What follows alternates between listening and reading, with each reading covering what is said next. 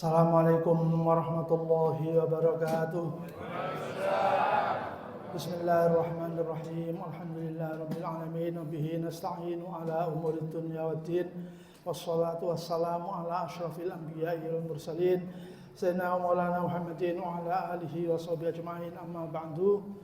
Hadirin sekalian, alhamdulillah mari kita bersyukur kepada Allah Subhanahu wa taala bahwa sampai hari ini alhamdulillah kita diparingi kesehatan, iman Islam, dan kesehatan kita gunakan ibadah kepada Allah Subhanahu wa taala pada siang hari puasa, pada malam hari menghidupkan malam harinya Ramadan. Mudah-mudahan Allah Subhanahu wa taala selalu menerima ibadah kita dan bermanfaat di akhirat nanti. Di samping itu mari kita selalu memanjatkan sholawat salam kepada Nabi kita Muhammad SAW dengan harapan kita nanti diakui sebagai umatnya dan mendapat syafaatnya di akhirat. Sebagaimana doa yang kita lantunkan itu, wa tahta liwa'i nabiyina Muhammadin sallallahu alaihi wasallam yaumal qiyamati sairin, dan di bawah kibaran panji-panji Nabi kita Muhammad sallallahu alaihi wasallam nanti di hari akhirat kita berkumpul. Hadirin sekalian, mudah-mudahan kita benar-benar diakui dan disyafaati Nabi Muhammad SAW. Hadirin sekalian, dalam kesempatan ini saya ingin menyampaikan yang menurut saya sesuatu yang sangat penting untuk perkembangan masyarakat kita saat ini, di mana dunia sudah menjadi dunia digital sedemikian hingga menyerang kelompok sosial paling urgent, yaitu keluarga. Padahal Nabi kita Muhammad SAW mengatakan, kullu mauludin yuladu alal fitrah, fa'abawahu yuhawidanihi aw yunassiranihi aw yumajjisanihi. Semua yang dilahirkan, jadi anak-anak kita itu lahir, yuladu alal fitrah, dilahirkan dalam keadaan suci, dan kemudian orang tuanya lah, ayah ibunya lah yang akan mengaruhi menjadikannya Yahudi, Nasrani atau Majusi. Nah, ini peran penting sekali keluarga. Hadirin sekalian, kita bisa melihat perkembangan di dunia modern. Di dunia modern, katakanlah di Inggris misalnya yang saya tahu pada saat itu, keluarga itu sudah menjadi keluarga yang sangat rusak. Mayoritas penduduknya itu bukan keluarga inti ayah ibu anak, tapi mayoritas adalah single parent atau kumpul kebo. Single parent itu punya anak tapi tidak jelas siapa bapaknya, ibu dan anak saja, atau kumpul laki-laki wanita tidak jelas ikatannya. Sehingga yang namanya keluarga sebagai pensupport pertumbuhan manusia itu tidak ada. Hadirin sekalian, mungkin kita kalau ditanya keluarga yang baik bagaimana itu, mungkin jawaban kita selalu bersifat materialistis. Keluarga yang baik ya yang kaya, yang rumahnya bagus, yang mobilnya bagus, penghasilannya besar. Kalau betul seperti itu Tuhan itu tidak adil. Kenapa? Mayoritas orang di dunia itu tidak seperti itu. Mayoritas orang di dunia itu biasa-biasa saja.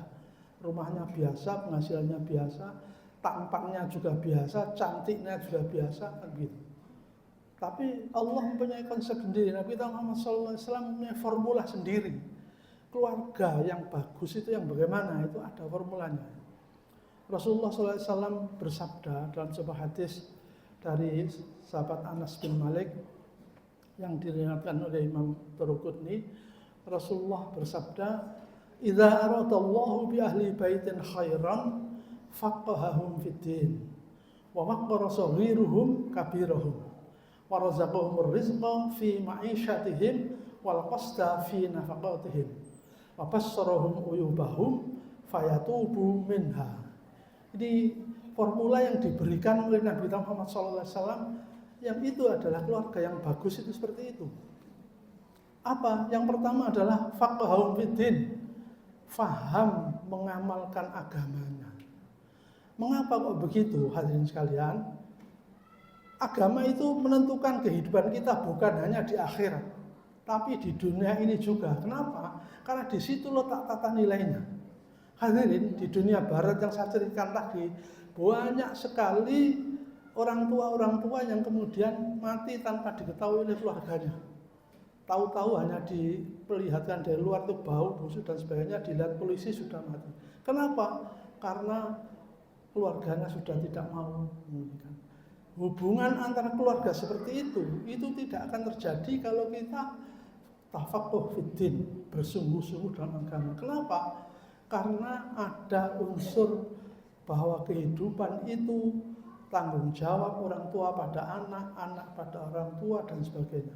Tata nilai itu yang kemudian dipegang bukan saja untuk kepentingan kita di dunia ini saja, tetapi juga di akhirat. Hadirin sekalian, ini selalu saya ceritakan pada ini kalau sedang membicarakan soal keluarga. Suatu ketika ada ibu remaja itu di Inggris itu datang kepada imam masjid di London, Islamic Center. Dia bilang kepada imam itu, Pak Imam, tolong anak saya ini dididik agar menjadi muslimah. Terus imam itu tanya, loh apa sampai sendiri sudah muslimah? Belum. Kenapa kok sampai minta anak sampai dididik menjadi muslimah? Dia bilang, saya ingin anak saya itu bersikap kepada saya seperti tetangga saya yang dari Turki, dari Pakistan, bersikap kepada anaknya, kepada orang tuanya, kepada nenek-neneknya. Semuanya guyub, rukun, bersatu, beribadah pada Tuhannya, hidup sesuai dengan kemampuannya. Ini yang didambakan oleh mereka. Nah, alhamdulillah kita di Indonesia ini masih mempunyai ikatan keluarga yang baik yang ini. Tapi ada tapinya, sudah ada tanda-tanda, terutama di kota-kota besar, di mana ada orang-orang tua yang sudah sangat sepuh, kemudian meninggal hanya ditunggu oleh tetangganya, dan seterusnya. Ini sekali lagi patut kita ini kan. Kenapa? Karena sekali lagi yuladu alal fitrah wa abawahu yuhawidani ya musliman. Semua yang dilahirkan itu suci, sama sucinya. Dan kemudian keluarga inilah yang akan menentukan. Nah, oleh karena itu formula yang pertama itu tafaqquh fiddin. Yang kedua apa? Waqara saghiruhum kabirahum. Di dalam keluarga itu tercipta suasana sedemikian hingga yang muda itu menghormati pada yang tua. Nah, yang muda itu menghormati kepada yang tua. Ini ajaran Islam. Ini tidak akan terjadi penelantaran orang tua dan sebagainya apabila tata nilai itu yang dipegang. Hadirin sekalian, tentu anak akan hormat pada orang tuanya jika orang tuanya juga kasih sayang pada anaknya. Oleh karena itu Rasulullah juga bersabda, laisa minna malam yarham shaghirana walam yuwaqqir kabirana. Tidak termasuk golonganku orang yang tidak kasih sayang kepada yang muda dan tidak hormat kepada yang tua. Jadi yang kedua dari formula Nabi Muhammad SAW adalah waqara saghirahum kabirahum. Yang ketiga, warazaqahumur rizqa fi ma'isyatihim wal qasda fi nafaqatihim. Mendapat rezeki dari Allah dan hemat dalam pemanfaatannya. Hadirin sekalian, titik beratnya ini pada hemat ini. Orang kaya raya tidak hemat, tidak bisa menyelesaikan.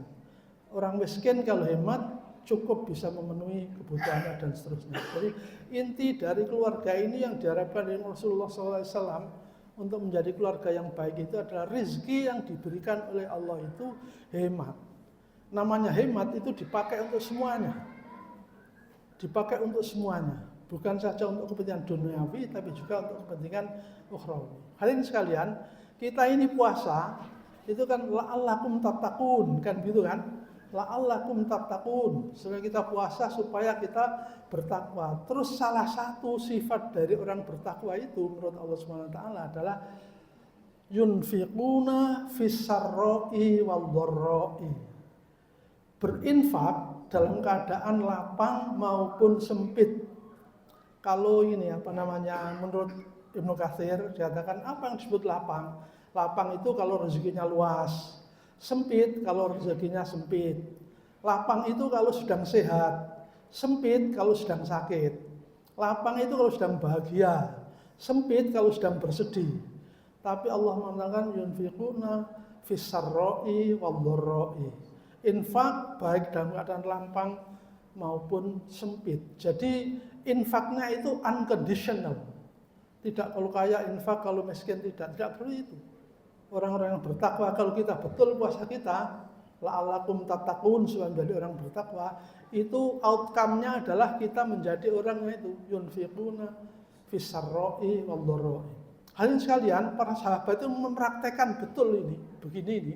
Sehingga pada suatu ketika Rasulullah Muhammad SAW mengadakan mobilisasi umum untuk menyerang Romawi di Mu'tah itu, sahabat-sahabat yang kaya infaknya besar-besar.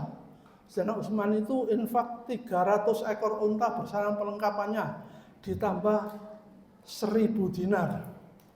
Sayyidina Abdurrahman bin Auf 1000 dirham. Sayyidina Abu Bakar semua hartanya, Sayyidina Umar separuh hartanya.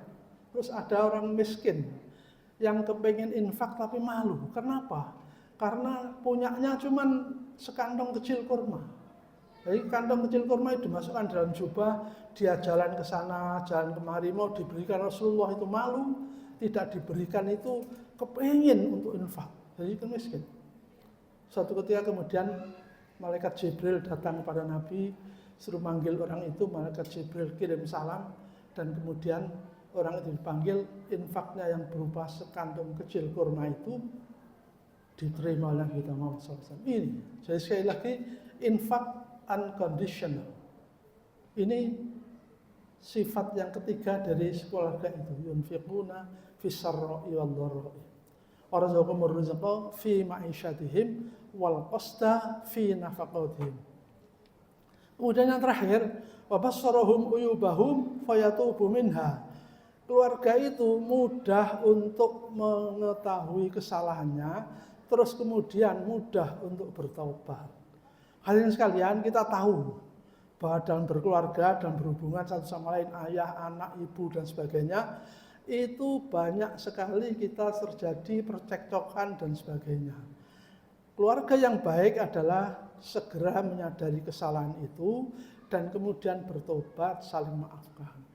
Hadirin, kalau itu yang dilaksanakan, insya Allah perhatian orang tua pada anaknya, perhatian anak pada orang tuanya menjadi baik, dan keluarga itu menjadi unit masyarakat terkecil yang menjadi tangguh dan menjadi pembentuk pribadi anak itu menjadi manusia yang dewasa, manusia yang tahan bantingan, dan manusia yang baik sesuai dengan agama kita.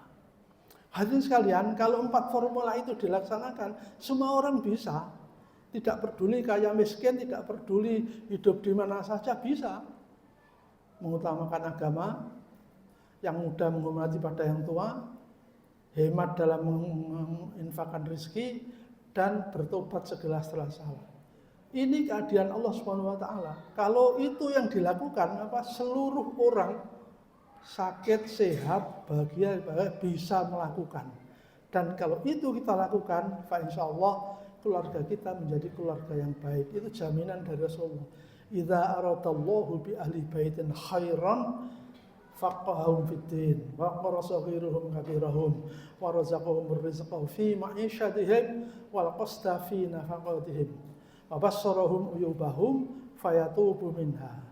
Mari kita ingat-ingat itu, dan mari kita kita terapkan pada keluarga kita. Hadirin, para sahabat itu tidak seluruhnya hafal Quran, tidak seluruhnya hafal hadis, tidak seluruhnya hafal semua ajaran Nabi, tapi yang diketahui dan dihafalkan itu diamalkan. Nah, mudah-mudahan kita bisa meniru walaupun hanya sedikit. Ini 4 formula ini hanya sedikit. Mari kita ingat dan mudah-mudahan kita bisa menerapkan dalam keluarga kita. Dengan demikian kita menghidupkan sunnahnya Nabi Muhammad SAW. Man ahya sunnati inda fasadi ummati falahu mi'ati ajri mi'ati syahid. Barang siapa menghidupkan sunnahku, kata Nabi, pada saat terjadi kerusakan umatku seperti saat ini, di mana medsos dan sebagainya isinya cuma rusak-rusakan saja. Kalau kita menghidupkan sunnahnya Nabi, falahu ajru mi'ati syahid. Baginya sama dengan pahalanya 100 mati syahid. Hadirin sekalian, sedikit yang biasa sampaikan ini mudah-mudahan kita ingat dan kita amalkan. Dengan begitu kita sekali lagi bisa menghidupkan sunnah Nabi Muhammad SAW. Ada kurang bijak, mohon maaf. Wallahul muwaffiq ila aqwamit thoriq. Assalamualaikum warahmatullahi wabarakatuh.